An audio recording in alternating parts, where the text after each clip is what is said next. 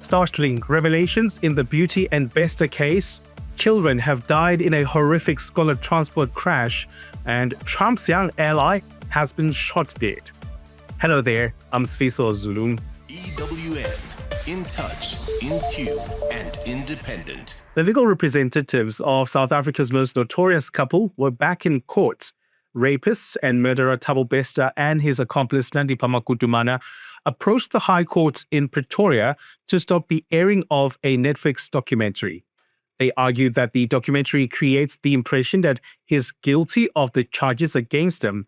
Remember, the couple and 7 others are accused of planning and executing Bester's brazen escape from prison, where he was serving a life sentence in 2022.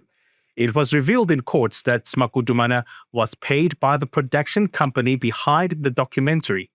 The court says Makutumana was paid for the use of her archive material and was represented by her attorneys when she entered into the agreements.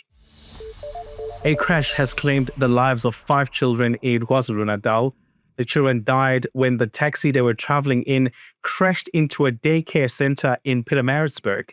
It's understood that the driver of the taxi lost control of the vehicle on a bend, collided with the tree, and then the vehicle rolled over, crashing into the preschool located below the road. Fortunately, from 49 children that are attending the preschool, only 5 witnessed the accident.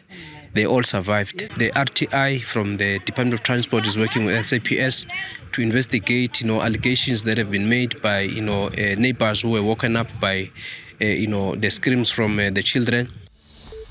Parents in Westbury have raised concerns that the ongoing water crisis is affecting teaching and learning on the West Rand. Residents have been on the streets demonstrating over water shortages. Residents have been without water for more than 2 weeks now. Our kids from the community can't even go to school. They go to school at 8 in the morning. Before 10, they're back home.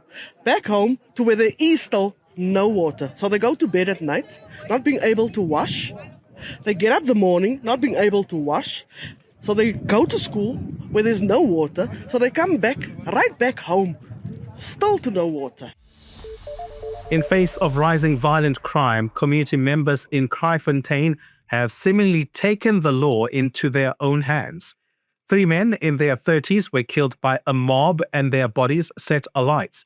This follows a visit to the area by the National Police Commissioner Fanny Masimola in response to 3 double murders this week. We need answers. We need the National Commissioner and the Provincial Commissioner to come back to their promise of having a community in Bizo and a community summit. Sitting in a boardroom, having a media interview is not what is needed. What is needed is back to the basics, on-the-ground approach and engagement with communities. We cannot every day go to scenes where we have to sympathize to people. The Constitutional Court has ruled that husbands can now legally take their wives' surnames.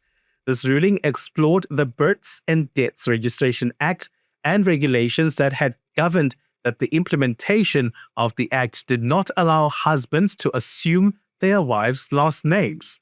2 husbands and their wives approached the Apex Court saying the prohibition served no government purpose.